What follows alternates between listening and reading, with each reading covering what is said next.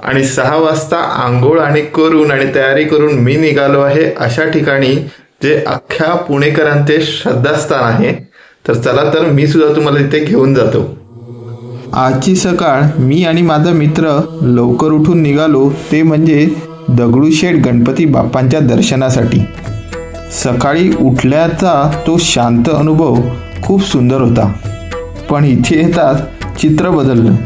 जिकडे तिकडे फक्त लांबच लांब लाईन, कारण आज होती अंगारकी चतुर्थी. सकाळी 6 वाजल्यापासून प्रचंड गर्दी.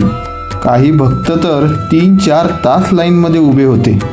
म्हणून आम्ही ठरवलं आतमधलं दर्शन नकोच. आज बाप्पांचं मुखदर्शन पुरेसं आहे.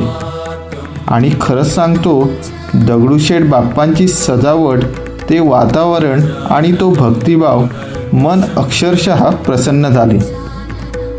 त्यानंतर आम्ही चालत गेलो ते म्हणजे कसबा गणपती बाप्पांच्या दर्शनासाठी. मग भाऊरंगारी गणपतीच्या दर्शनासाठी आम्ही गेलो. इतकं शांत आणि इतकं समाधानकारक देणारं दर्शन खूप दिवसांनी अनुभवलं. आजची मंगळवारची सकाळ आणि 2026ची पहिली संकष्टी आमच्यासाठी खास ठरली. कारण आम्ही आज ठरवलं की प्रत्येक संकष्टीला बाप्पांचं दर्शन घ्यायचं. बाप्पा, दर्शन नाही मिळाले तरी चालेल, पण तुझ्या दर्शनाने मन भरून आलं हेच खरं समाधान आहे. तुम्हालाही आज दगडूशेठला गर्दी पाहून काय वाटलं हे कमेंट बॉक्समध्ये नक्कीच सांगा.